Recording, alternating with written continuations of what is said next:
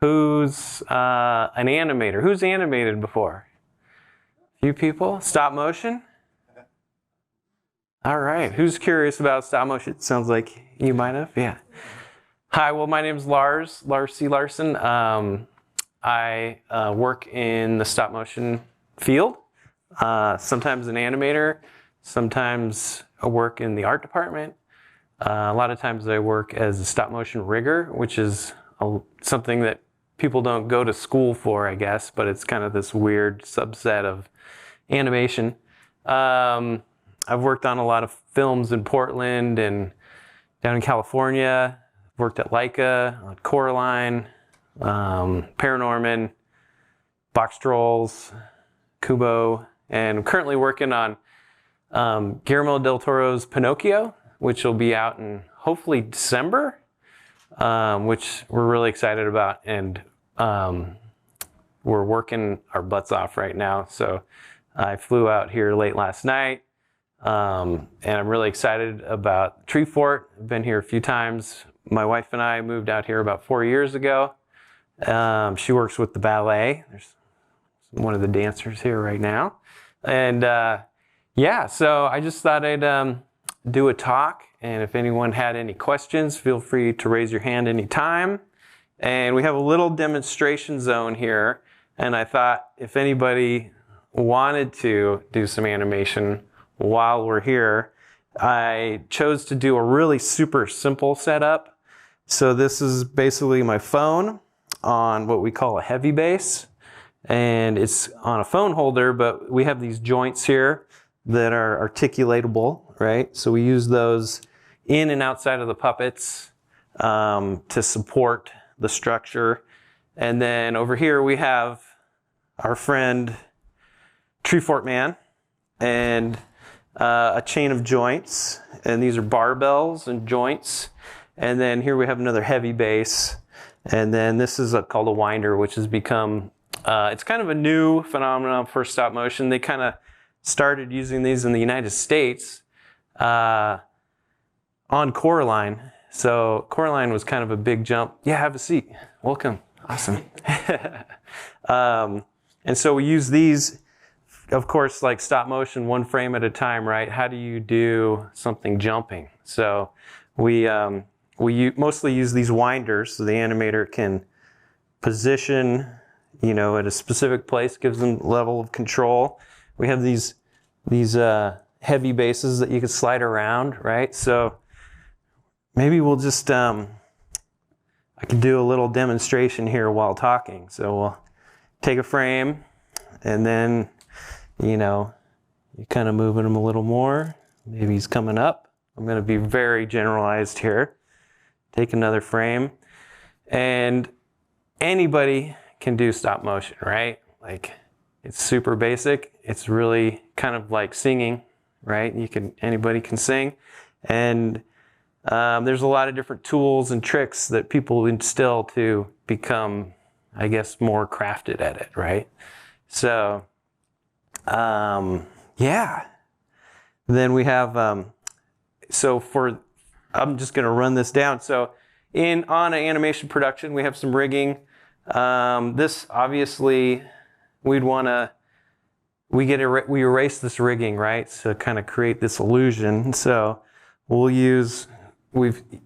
animation's kind of a funny discipline because you're always grabbing things from other industries to figure out a solution. So this is actually athletic tape that, you know, we use to green out. There's a great green screen out there in the lobby with the film center there. So we'll use this. Somebody discovered this to, you know, we'll wrap this rigging, because this will get removed, you know, in post-production. I'm doing this quite quickly here, but so now you have this green screened out, and that'll key out in post-production. So we'll use a clean plate where there won't be any animatable element, the puppet, and we use that as a background so that when this disappears, you could still see the background. Does that make sense to everybody? Anybody got any thoughts or questions about that process or any films that I've worked on or whatever that I covered earlier? Yeah. Yeah, so Confused about that because I've done a little bit of editing and right. that's what the camera records. Yeah, so imagine taking you do a still frame before, so say I took I'll take a frame of this, right? Of the whole background, right? And then when you bring this in, so say when we're on a production, all of this would be green, right? And then you're able to animate, and then when you key that out, you're seeing that photo that you took, right? Does that make sense? Yeah. It's really, a couple of things you want to think about when you're doing that. This is an awesome question, is that you want to have everything rock solid, because your animation pass, all those, like say it's 20 frames, wants to match up with your background plate. You know, so if you've had a little movement of the camera, so what we'll do is, like, that's why the heavy base is really nice, because you can move it around and it'll stay where it is. You know, we'll go through and, you know, glue down the tripod, and we'll take little, we call them kick plates, and we'll glue those down around the tripod. So if someone's walking through, they'll kick the kick plate and not the C-stand, right? So it's really important that the clean plate lines up with the animation pass. Yeah.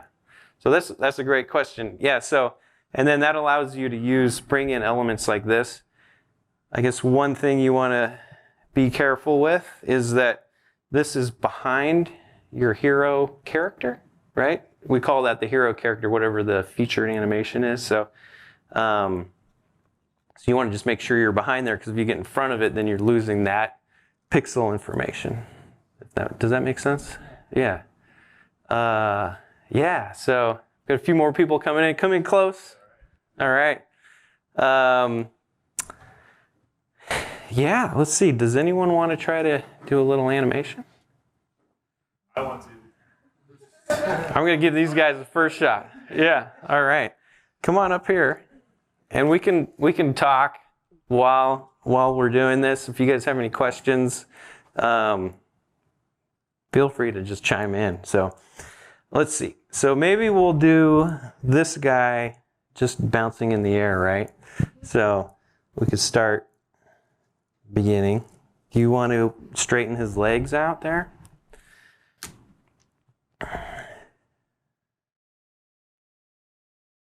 All right. And then we can bring him all the way down to the ground by winding that knob there. Oh, yes. You ready? All right. Take him up just a little bit. So, yeah, go a little more. So, here's a question. So, increments per frame, right? So, I'm going to throw this out to people. When your increment is smaller, is the motion faster or slower? Who's voting for slower? And who's voting for faster? So the smaller the movement, the slower the illusion of movement. Does that make sense? So you always want to be careful you're not moving too fast. And I forgot, did we take a picture of your last move? I think I'll do that just in case. All right, okay, go for it again. Do a real small one. There we go. All right. Okay, go ahead.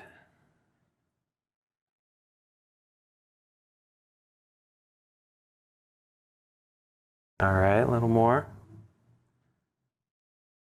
All right, oh, we got him keying in here. This will be awesome. A little more. Okay, and then what we're going to try to do is, okay, there's a thing called an ease in and an ease out. Does anybody know the concept of an ease in and ease out? Yeah, well, you use ease in and ease out with squash and stretch. So this guy's got some good animation concepts. So you have consistent movement, right? So that's where you have equal increments moving from A to B. So it's just like mechanical. And then an ease in would be small increments increasing to bigger increments. So, moving slowly and then bigger.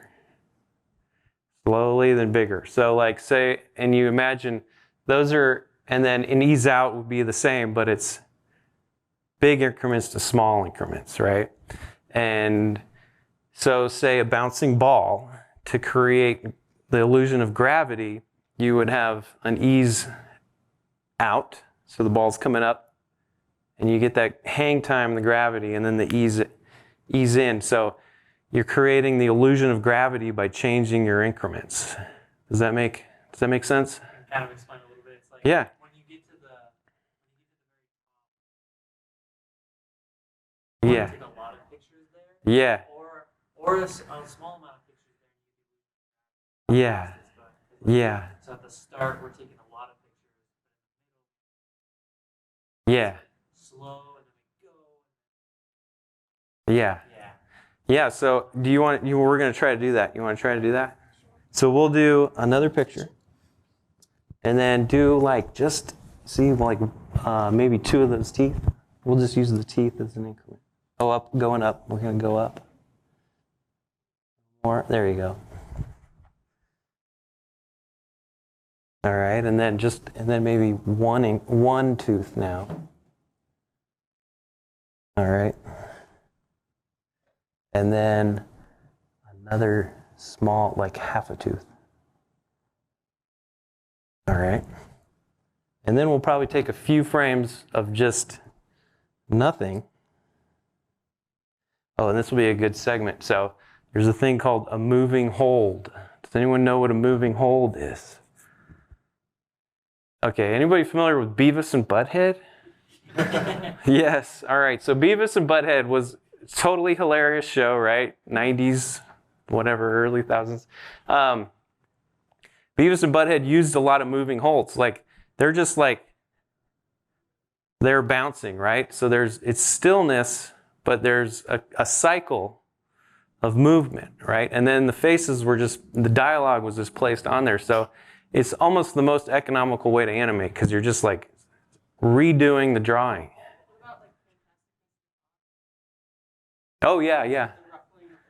Yeah, that's the chatter, the chatter in the hold, to keeping something alive. So that's one of the things that is used in animation, where you don't want to just have a still. You want to have a little bit of life instilled in those still frames. So for Fantastic Mr. Fox, the perfect example, it's animation where it's pose to pose. So there's a lot of still frames, but to keep it alive, the animators will just pass over that hair to keep it alive, keep it alive chatter. So it's a nice moving hold. So we're at the top of this jump that we're gonna call it. We're gonna take a couple more frames, and then I'm gonna use this as a segue, because I have a friend of mine, Chuck Duke. He just came out with a book. He's an animator. And it's poems about the animation process and being an animator, and it's titled Moving Hold. Chuck Duke animated in Rogue One the Star Wars chess set, right? And he's animated, he's worked with Phil Tippett, San Francisco filmmaker, who's done a lot of the Jurassic Park animation, things like that. So it's a kind of a hilarious book that someone would write about poetry. But in our moving hold here, I'm going to do just a poem. Puppet and animator. Slowly, the relationship moves forward inside these finely crafted sets. Move too fast, and the whole performance will be ruined. Here's one more. Puppet and animator alone. Inside each stage, a perfectly fabricated world waits to be explored. miniature forests made of recycled cardboard, a Parisian cafe, little paper crepes, carved styrofoam mountains shaped barren landscapes, a toilet or church, all recreated with tiny handcrafted bricks, from the graffiti on the stall to the rusty nails and the crucifix. So that's him working in a set by himself for days with these, it's all curtained off. If that inspires any questions, feel free to ask. Let's see, so we'll continue. So we're on this moving hold. So now we're going to do a little move down, half a tooth. Oh, the other way. There we go. That's good. That's good there. Let's see what we get. All right. I had a question. Yeah. Like, I know it varies, but approximately how many hours or Yeah, that's a great question, and it's really dependent on the project, right? So, in a general sense, you could think TV shows, right, are shot generally at 12 frames a second. So that's 12 increments per frame per second. Television, a film production like the one I'm working on, Pinocchio, the animation is more refined because they're trying to tell the story, the internal story, the emotions. So there's a little more emotional content, and so that level of animation is going for kind of a deeper expression. So that'll be 24 frames a second. So twice as many more frames per second to produce.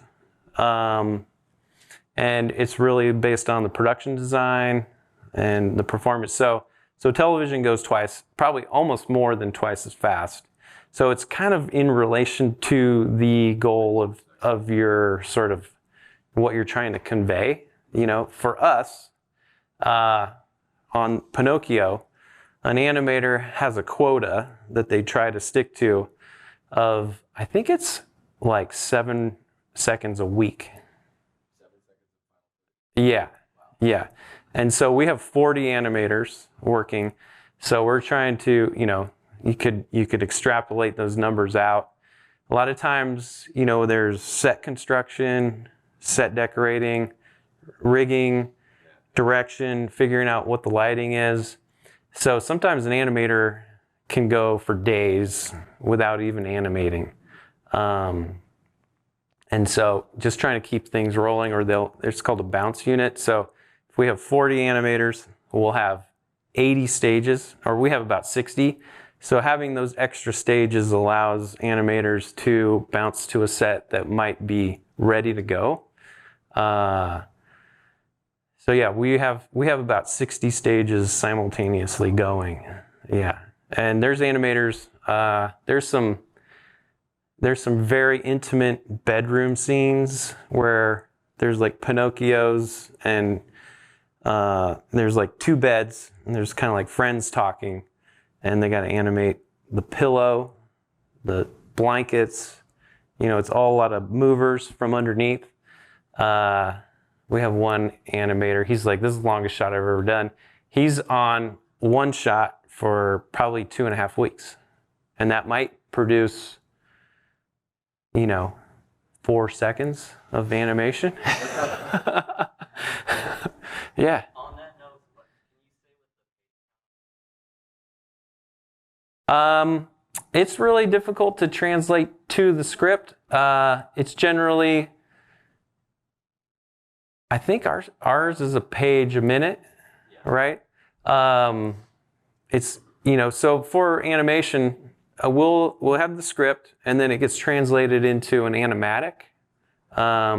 If anyone's familiar with that term, it's a storyboard that is then edited together, right? So you take the storyboard form, and then you usually run it through, like, After Effects to create an animatic. And the animatic is a key communication tool to, key in the cinematographer, like, what's going on here?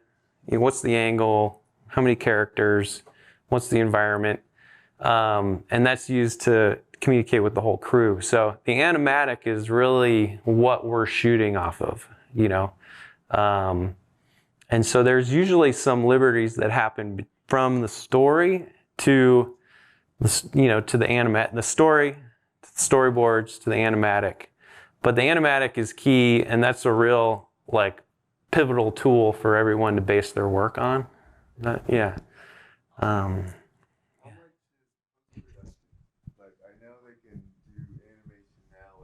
Oh, does he? Oh. Yes. Check. My question is, how much is post-production? Like, I'm sure there's a gray area between puppetry and effects. Yeah. And, you know, of course, some movies are all post-production animation. Yeah. Digital. Yeah. But is there a blend there, and how much is there? I would say like almost all feature animation of stop motion, there's a lot of post-production, right? Like Fantastic Mr. Fox is a good example where it's mostly practical elements that are, you know, actually Coraline was also very stage-based, where Henry Selick, he likes all the elements to come off stage, right? So we might shoot something on green, but it is shot as like the source is stop motion. So he's one that really holds a hard line on we shoot on stage and then it's brought into post-production. But all the source imagery is as practical as possible, practical being coming off stage. For a film like Laika, there's a lot of CG elements as well.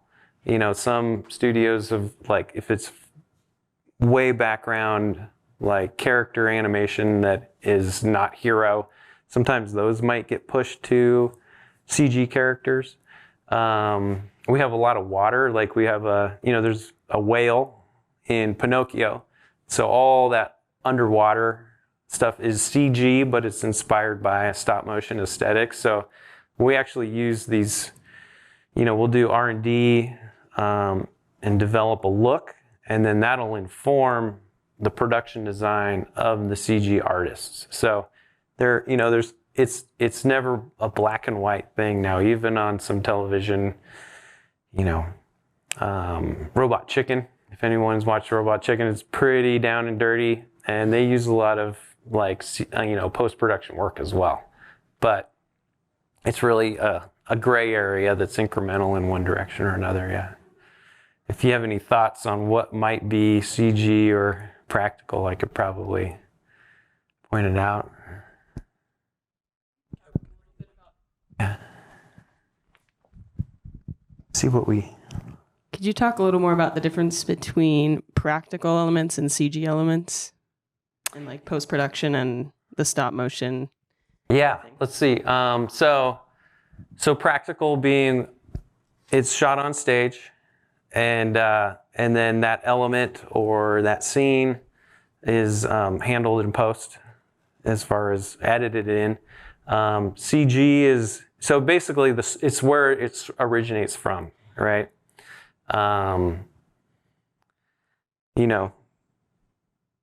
There's a shot we worked on where we're in the grass and the camera pans up, and it's kind of a constant thing in our field where we're fighting to present as many practical elements as possible. So we made a field of grass, and we shot different layers so that can be presented in a practical sense. And then so CG is all sourced in the computer, right? For us, like I work in practical effects, so we're always trying to deliver something that it has that sort of tactile experience. Personally, the line has been drawn it's so blurry now. It's there's CG effects that people are like, oh my God, that looks so stop motion like. So it's come a long way, and the line's probably going to continue to be blurred. I love like Coraline, Fantastic Mr. Fox, some of my favorite stuff. Do you have any thoughts your own on that? Yeah. Yeah. Yeah. Yeah.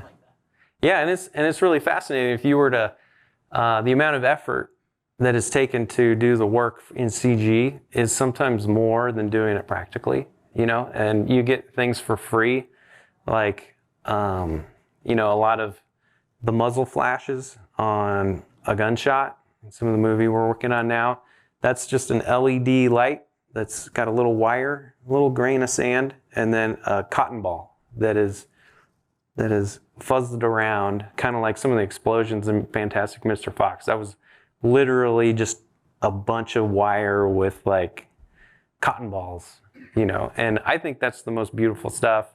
And there's things that you get from that that's just, you can't even plan for, right? Yeah.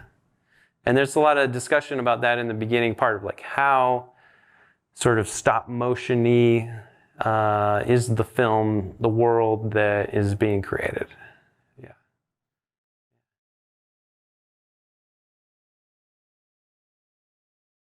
Do you want to look at your animation? Maybe, hopefully you guys can see this. Come on over here. It's just on here. Come around. Starting to jump here.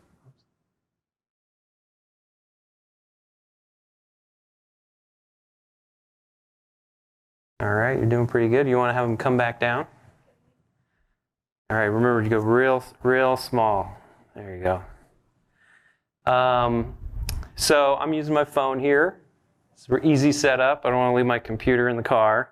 But it might be fun. So this is iStop Motion Studio. It's a really great, one of the more simple ones, but I think it's really an awesome program. It has onion skinning, where you can compare one frame to the next. It allows you to edit the frames. So if you're creating an animated cycle, you can move the frames around just in the program. For most industry standard, we use a program called Dragon Frame. Has anyone heard of Dragon Frame?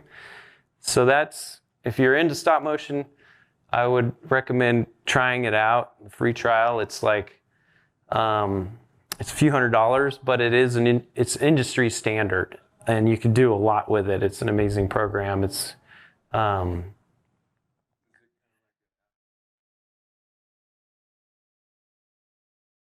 you can't really. It's focused for, you know, organizing your process on stage shooting animation. Yeah.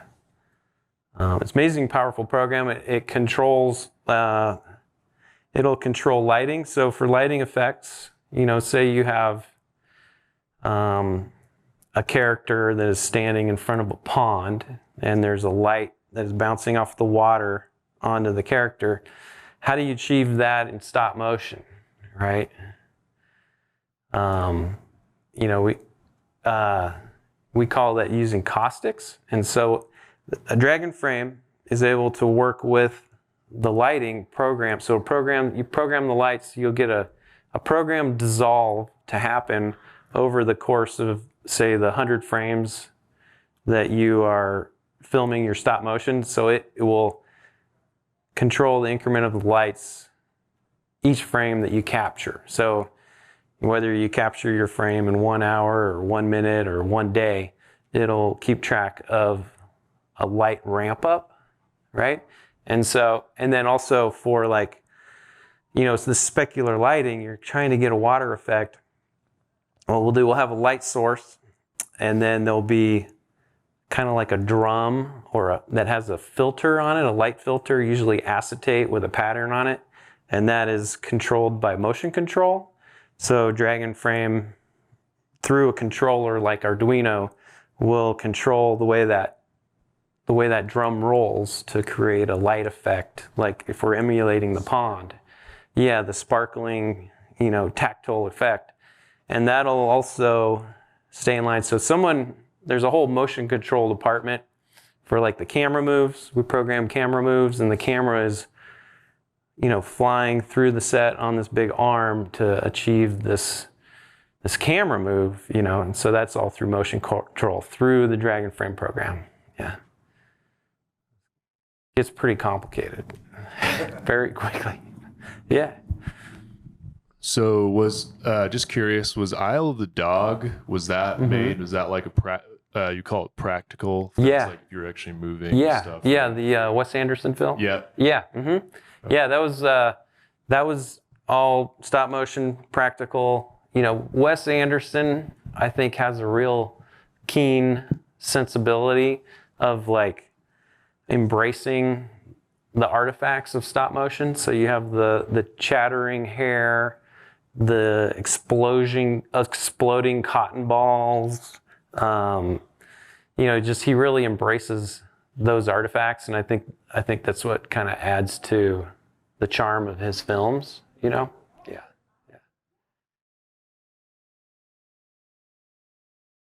Top 10 stop motion shorts. Oh man, top 10. Let's see. I mean, I really, Isle of Dogs was really amazing. Coraline's one of my favorite. I feel like that's kind of the high watermark for me as far as like practical and doing a feature. The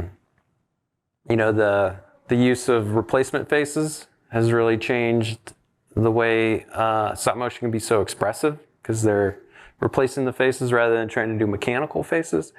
On the film that we're working on now, we're using a mixture, and it's really interesting and innovative and traditional. And I would say this film that I'm working on now is kind of, I think, going to be my favorite. It's pretty amazing. It'll be out in December. Yeah. What's the production? Oh yeah, sorry. What's the production schedule on that like relative to a feature? Do you guys have like a couple months for production, and then it goes into post, or? Oh, I mean, so I've been working on it for 2.5 years. Oh, for 2.5 years. Wow. Yeah. Okay. Yeah. A lot more than a couple months then. Yeah. Yeah, and to like give you context of a film like that, I was working on this film Hell and Back, which is probably just like one of the crudest films you've ever seen, maybe. But that was in LA with Shadow Machine, and while we're doing the production, they're touring people through, and they brought in the Henson Company, and they're like, oh wow, this is awesome, we want to do Pinocchio with Guillermo del Toro, and that was 10 years ago. So there's funding and everything that goes along with it, and there was production design and character design that goes parallel, and it stalled out, changed production designers, and then when it really started kicking in, it was probably 5 years prior to the 2.5 years that I came on that they flushed out the story. You're generally, when they go into production, the hope is that the animatic is locked so that there's no question about what we're actually doing, That wasn't the case for us. There was a lot of changes, and it's been pretty fascinating working with Guillermo del Toro. He's been remote most of the time because of the pandemic. And he's never done a stop motion film before. So you have a first time stop motion director working with a super talented crew. And I should give credit to Mark Gustafson. He's sort of the animation director. So he's worked with Wes Anderson on both his films. So he's kind of like, his career has kind of been this director as translator to the process for A-list directors. It's an interesting place to be. Yeah, and he's an amazingly great guy, super mellow and super inspiring. Yeah. You want to do a few more frames? I've noticed my phone's gonna die, but yeah, go ahead and dial it down a little more. We'll try to get them down to the ground there. All right, a little more. Any other thoughts? Yep. Yeah.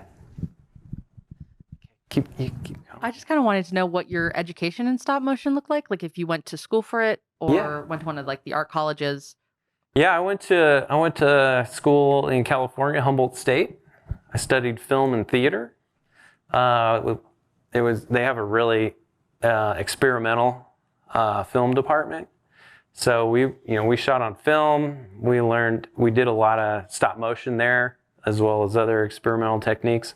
So yeah, I studied there, and then I moved to Portland because there was a growing film industry there, and just kind of like hands-on work for me. I started working on some commercials at Will Vinton Studios, and just kind of like started working more and more in the field. So there's some great schools. If you want to be an animator, there's some really good schools, but it's also like one of those hands-on things.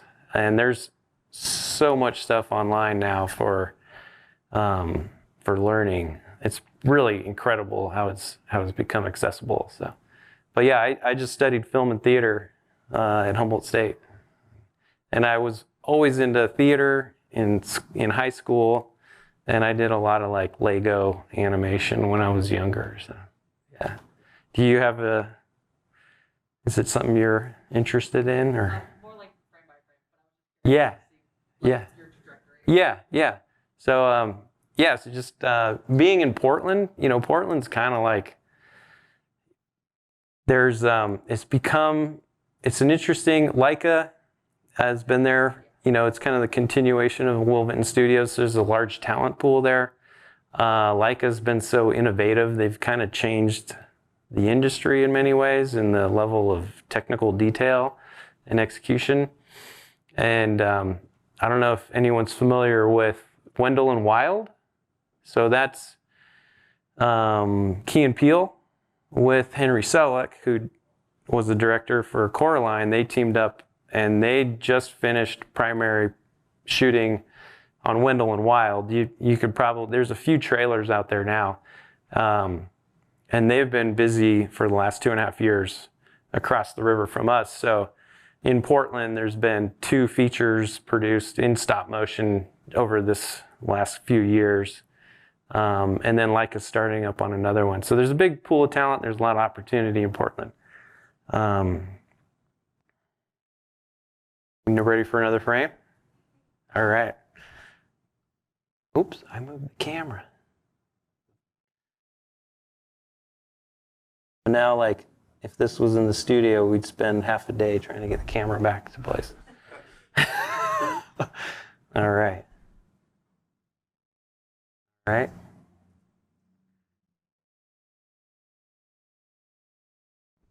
Would you, if someone did knock a camera, Uh-huh. out of line, would you like totally restart the shoot, or really try to focus like getting the camera back, like depending? Yeah, that's a good question. That'll usually depend on how much work has gone into the shot, right? If it's just started, it might be worthwhile to just be like, it's called a cutback. That happens a lot for the animators, where the performance might have gone off track, and they'll call it a cutback and go back. Usually they're able to get it back. Everyone's kind of an expert at finding that place in the 3 axes to get it right.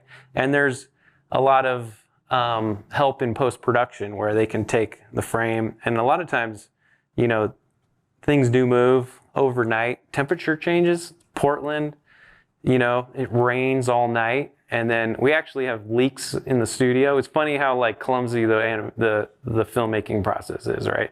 Like there's leaks, crazy rain. There's leaks happening. Sets get wet. The wood starts to expand, or there's a temperature change, and so we'll spend the morning like turning on the lights, actually literally warming up the stage. So when you first turn on the camera, everything's just like tweaked out. And then as the lights actually warm up the stage, the actual set starts to breathe back into where it was. We have some jacks that they're kind of like car jacks. We'll just kind of like, sometimes it'll sag and we'll just kind of like jack it up just enough, line it up, so you get it perfect. And then post-production helps a lot. They can shift the pixels around a little bit because sometimes you have a shot, especially those 14-day shots, like they can shift things around to work. Yeah. So it's definitely not a perfect situation. And when it's kind of a great crew when you're working in stop motion, people are all like, hey, I kicked the camera, I'm owning up to it. Let's not, like, I wouldn't sit there and try to do it and not tell anyone about it, you know? Yeah, exactly. I had kind of like a process question. Mm-hmm. So say like an animator is working on like 5 seconds or something. What kind of specs are they given? Is it like sketches, or like what are they given to then translate that into like their final product? Yeah, so the start for a shot is really show specific, right? And so the process that we might use on a TV show might be different than like for a feature film. But for the project that we're doing now, so the animator has a shot coming up. We'll go into the theater. We have a small theater about half the size of this. Review the animatic, and then the animator, and usually a member from the rigging team, the director, and animation director will go in and they'll get briefed for a LAV, which is a live action rehearsal. And so basically they'll talk about the goals of the shot, what are the beats, what are the moments, what kind of action do we want, and the animator will actually go out and shoot with their phone or a camera and do the shot in live action and do maybe 20 versions of that then the animation director, like Mark Gustafson and Brian, the animation director or coordinator, will they'll call out kind of like stuff of the performance and edit it down and then present a few versions to Guillermo del Toro to inspire the conversation. And then sometimes that lav might happen again, or Guillermo, the director, will be like, okay, this is good. So live action rehearsals are used a lot now in stop motion, and that is used to kind of tie down the direction, and then and then they'll take that and you actually be able to load that up and use that as a reference for their animation process. And then they'll go in and do, we'll call it, there's a few different shortcut. So we have a block where we'll just move the character through at a very low frame rate so that we could find our key points, make sure the lighting's in the right spot, make sure all the production design's done. And then once the block's approved, then they might go into the shot itself. So there's a few, some process there where we're all just trying to figure it out, right? We're not going to hit it on one shot. So does that make sense? Mm-hmm. Yeah. All right, we're almost down to the ground now. I think you moved it and I didn't take a frame.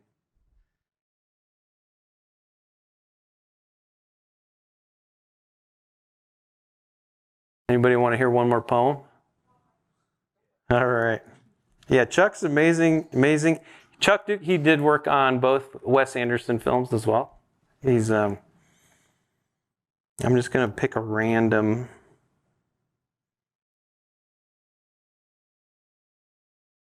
Okay, here's one about the toil of an animator. Pick up the action from where it left off. Find the rhythm again. This is not the time to enjoy the animation that has been completed so far. Must push forward. Let's see, here we go. And one more. Returning to the stage, the animator finds the puppet frozen in time. Dragon lures the animator to watch and rewatch the playback. A self-indulgent private peep show. Animated gratification. Staring too long into Dragon's face dulls the initiation and kills spontaneity. Frames from the past run into the present. Future frames have yet to be decided. So I think this is great because it really kind of shows the sort of the process of the animator, kind of an internal snapshot, I think. Yeah. I do some animation. The animators that work on these features, it's likened to doing chess in your head on multiple chessboards because you're moving not only the puppet, but all the limbs, the facial expressions, the hair, the clothes. Maybe they have a cape that's fluttering in the wind, and trying to find that performance is just incredible. Yeah. Yeah. Okay, we're coming in for a landing here. I'm going to just take a frame. All right.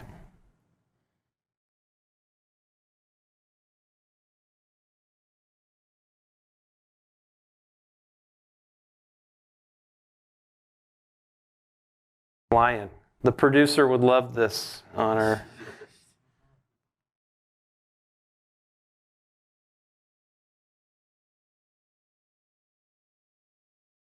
All right, maybe just for the fun of it, do you want to slowly, this might be difficult to do with the, maybe I'll help out with this. Do you want to see what you did? I don't know if you guys can see that. Let's go back.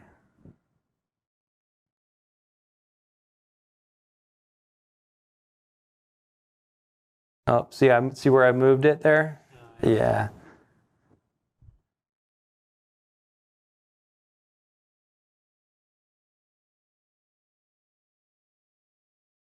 All right. Good job. Awesome. Anybody else? Yeah, good job. All right. Cool. Awesome. Good to see you. Anybody else want to give it a try? Get a running cycle? I want to give it a try. Yeah. Oh, yeah. What time is it? I don't know if there's something booked in here afterwards. It's 4:52 right now. Oh, okay. Yeah. Well, maybe we'll wrap it up. Quick gear catch. Yeah. What cameras do you usually do? Yes. Generally, the standard is Canon. Canon I forgot what the latest one is, but it's basically the Rebel. Okay. It's pretty low, because we're only doing frame by frame. Yeah. Thanks for coming in. You're getting whatever 5K, 6K, 8K. And so a lot of that, is thrown out to even get down to 4K, for example. And so you don't have to worry about frames per second, right? So you could do these 1 second exposures for stop motion. So you don't need the super high end frame rate if you were going to shoot like video or whatever. And Dragon Frame is the kind of industry standard. Yeah, and Dragon Frame just started coming out with a Canon camera that has Dragon firmware built into it, so they work really amazing together. Yeah. Yeah, so you could get that camera is about $1,000. So for a Canon camera, it's pretty low end. So yeah. Cool. Yeah. Are we wrapping it up? Thanks for coming in. If you have any questions, thank you so much. I'll be hanging out there. Yeah. Thank you guys. Well, our last and keynote presentation is going to be right in this room here in a few minutes. I highly recommend you check it out. We had to do a Zoom for this. Mike and Ryan unfortunately couldn't come in person, but I'm real excited and I'm going to help facilitate the questions with them. We're going to play a video to start. It's going to be really cool. It's a big new venture for these guys, and they've worked in the game industry for years. It's going to be a really, really cool talk. Cool. That's awesome. See you guys in a few.